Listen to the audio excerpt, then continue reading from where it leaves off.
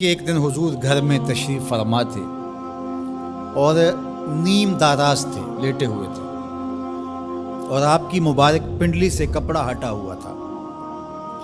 مرد کا پردہ گھٹنوں سے لے کر کے ناف تک ہے۔ فاستاذن ابو بکر فاذن لہ، تو حضرت ابو بکر رضی اللہ تعالیٰ عنہ آئے، حضور نے کہا جائیے، وہو تلک الحال، اور آقا کریم اسی حالت میں بیٹھے ہوئے تھے۔ فتحدث، وہ بیٹھے اور حضور سے ہم کلام ہوئے۔ ثم استاذن عمر، پھر حضرت عمر آئے، انہوں نے اذن طلب کیا تو حضور نے کہا آ جائیے، اور حضور اسی حالت میں تشریف فرما رہے۔ فتحدث، وہ بھی بیٹھے اور گفتگو چلتی رہی۔ ثم استاذن عثمان، پھر حضرت عثمان کی آواز آئی، حضور میں اندر آ سکتا ہوں؟ فجلس رسول اللہ صلی اللہ علیہ وسلم، حضور سیدھے ہو کے بیٹھ گئے۔ وسوى ثيابه، اور جلدی جلدی اپنی پنڈلی کے اوپر کپڑا ڈال دیا۔ جب یہ لوگ چلے گئے، حضرت ابو بکر رضی اللہ تعالیٰ عنہ بھی، حضرت عثمان بھی، حضرت عمر رضی اللہ تعالیٰ عنہم چلے گئے۔ قالت عائشہ رضی اللہ تعالیٰ عنہ، حضرت عائشہ فرماتی ہیں میں نے کہا حضور ابو بکر آئے تو آپ بیٹھے رہے، جنبش نہیں کی، کپڑا سیدھا نہیں کیا۔ حضرت عمر آئے تو آپ اسی حالت میں رہے اور باتیں چلتی رہی، لیکن جب عثمان آئے تو پھر آپ ایک دم اپنا کپڑا سیدھا کرنے لگے اور اٹھ کے بیٹھ گئے۔ تو سنو میرے حضور نے کیا جواب دیا، کہا میں اس سے حیا نہ کروں جس سے اللہ کے فرشتے بھی حیا کرتے ہیں۔ کتنا بد نصیب ہے جو حضرت عثمان غنی پہ زبان درازی کرتا ہے۔ یہ عثمان وہ ہیں جس سے اللہ کے فرشتے بھی حیا کرتے ہیں۔ اللہ اکبر، یہ عظمت حضرت عثمان غنی رضی اللہ تعالیٰ۔ فرماتے ہیں حضرت مرہ بن قاب رضی اللہ تعالیٰ عنہ، حضور نے فتنوں کا ذکر کیا، فرماتے ہیں فمر رجل مقنع فی ثوب، ایک شخص گزرا اور اس نے اپنے سر کے اوپر چادر اوڑھی ہوئی تھی، وہ چادر سے اپنے چہرے کو ڈھانپا ہوا تھا۔ فرمایا جب فتنے ہوں گے اور بہت فتنے اتریں گے تو یہ شخص جو گزر رہا ہے، یہ چادر اوڑھے جا رہا ہے، یہ اس دن حق پہ ہوگا، یہ ہدایت پہ ہوگا۔ مرہ بن قاب کہتے میں دوڑا کہ میں دیکھوں یہ خوش نصیب کون ہے، تو جب نیڑے ہو کے دیکھا تو حضرت عثمان غنی رضی اللہ تعالیٰ، کہ تو میں نے حضرت عثمان غنی کے سر کو پکڑ کے حضور کی جانب ان کا رخ پھیرا۔ فقلت ھذا، میں نے کہا حضور یہ؟ کالا نام، کہا ہاں یہی۔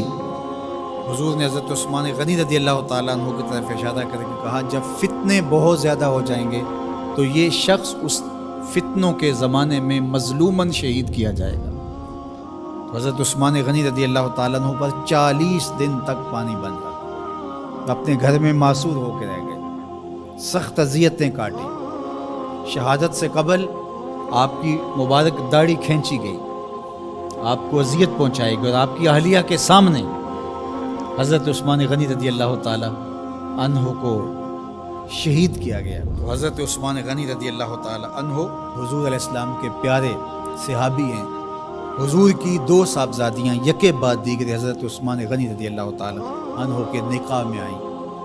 آپ کے بہت سارے نمایاں وصف ہیں جن میں حضور کا 2 مرتبہ داماد بننا، اور پھر فرمایا اگر میری اور بھی صاحبزادیاں ہوتی تو میں عثمان سے نکاح کر دیتا، اور پھر ذوالہجرتین 2 ہجرتیں، حبشہ کی جانب اور مدینہ المنورہ کی جانب، پھر شہادت کا اعزاز، اولین مسلمانوں میں ان کا شمار ہے، 10 مبشرہ میں ان کا شمار ہے، 4 خلفائے راشدین کے اندر ان کا 3را نمبر ہے۔ جمع قرآن اور نشر قرآن کی سعادت اللہ نے ان کے حصے میں رکھی۔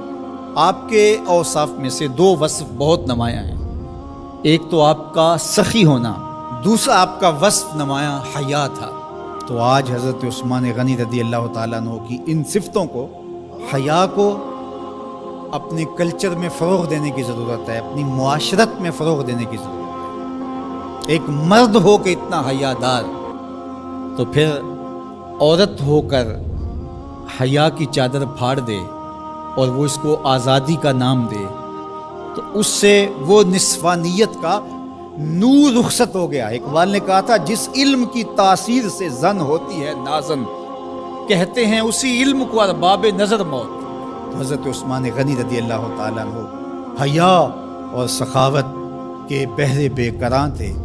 بزرگوں کی سیرت اس لیے بیان کی جاتی ہے کہ ان کے نقوش پا کو اختیار کرنے کا جذبہ پیدا ہو۔